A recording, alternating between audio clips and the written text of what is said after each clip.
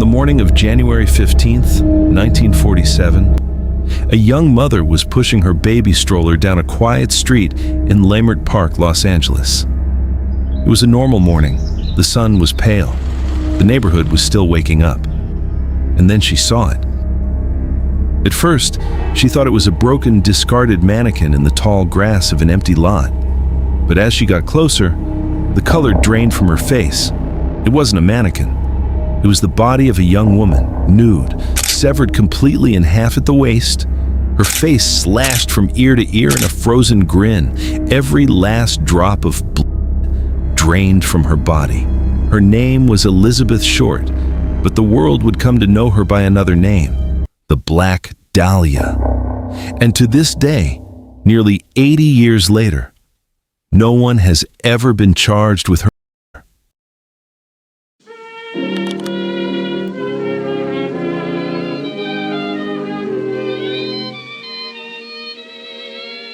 To understand Elizabeth Short's death, you need to understand her life.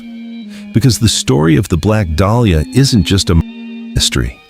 It's a tragedy about a woman chasing a dream that would ultimately consume her. Elizabeth Short was born on July 29, 1924, in Boston, Massachusetts. She was the third of 5 daughters born to Cleo and Phoebe Short. The family lived modestly. Her father, Cleo Short, worked building miniature golf courses. But when the Great Depression hit in 1929, he lost everything. In 1930, Cleo's car was found abandoned near a bridge. The family believed he had committed suicide. Phoebe was left to raise 5 girls alone, on welfare, in the crushing poverty of Depression-era America. But Cleo Short wasn't dead. He had faked his own death and fled to California to start over. He would not reach out to his family for years. Elizabeth grew up dreaming of something bigger. She was stunningly beautiful, pale skin, jet black hair, blue-gray eyes. By her late teens, she had set her sights on Hollywood. Like thousands of other young women in 1940s America, she believed the City of Angels could make her a star. In 1943, at just 19, Elizabeth moved to California. She bounced between waitressing jobs, lived in boarding houses, and dated servicemen during World War II. She was described by everyone who knew her as charming, soft-spoken, and magnetic, but also secretive, constantly reinventing her story. She told people different things about her background. She claimed she was an actress. She said she had a fiancé who died in the war. The truth was, she was a young woman with very little money and a desperate hunger for the glamorous life she saw on the silver screen. In 1946, Elizabeth briefly reconnected with her father, Cleo, who was now living in Los Angeles, but the reunion went badly. He kicked her out after just a few weeks, reportedly because she stayed out late and didn't help around the house. Elizabeth was alone in the most ruthless city in America, and she had no idea that she had less than a year to live.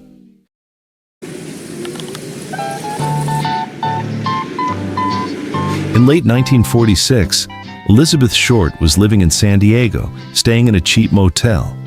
She had no money and no job prospects.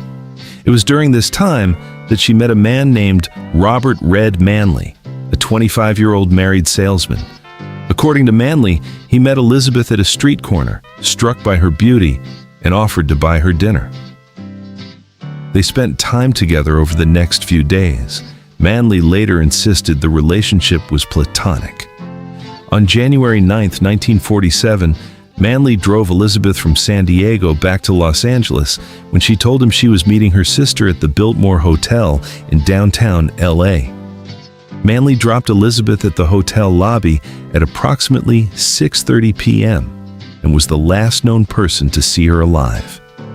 Now here's where things go completely dark.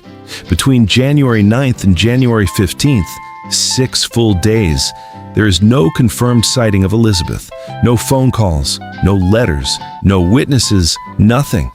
And then, on the morning of January 15th, Betty Bersinger, the young mother pushing her baby in a stroller, finds a body in a vacant lot that would shock the entire nation.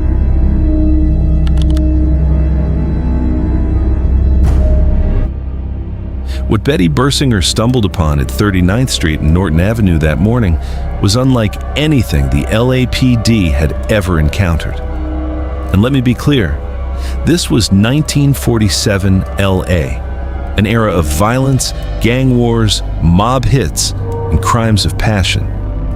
Nothing, absolutely nothing, prepared them for this. The autopsy revealed even more horrors. The cause of death was determined to be hemorrhage and shock from lacerations to the face, combined with blows to the head.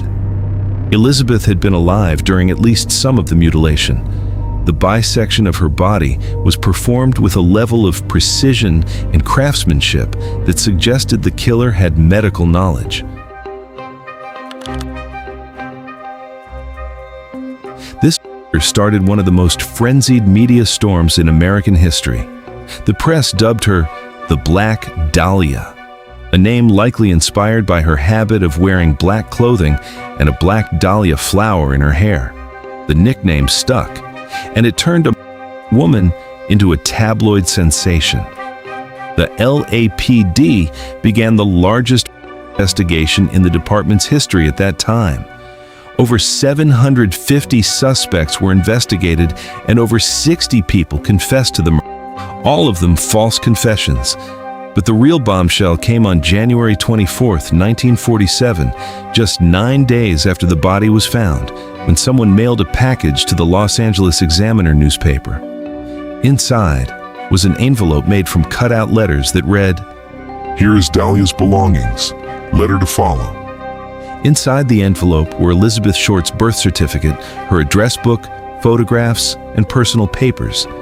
Every single item had been meticulously wiped clean to remove fingerprints. The killer was taunting the police, and the press ate it up. The first major suspect was Manley, the last person seen with Elizabeth. He was arrested on January 19th and subjected to intense interrogation, including 2 polygraph tests. He passed both and was released the following day. Manley was eventually cleared, but the weight of the investigation haunted him for the rest of his life, and he was later admitted to a psychiatric institution. After Manley, the case went cold. The most famous theory comes from former LAPD detective Steve Hoddle, who claims his own father, Dr. George Hill Hoddle, was the killer. Dr. George Hoddle was a brilliant physician, a socialite, and, according to his son, a narcissistic psychopath. George Hoddle had the medical expertise to perform the surgical bisection. He had connections to the area. And when the investigation heated up, he suddenly fled to Asia and stayed there for decades. The second suspect was Mark Hansen, a nightclub owner who let Elizabeth stay at his Hollywood home. He was known to pursue young women and was reportedly obsessed with Elizabeth. After her death, it was discovered that Elizabeth's address book, the one mailed to the newspaper by the killer, originally belonged to Hansen. Certain pages had been ripped out. Hansen was investigated but never charged. Many investigators believed the killer was never identified because he had no personal connection to Elizabeth.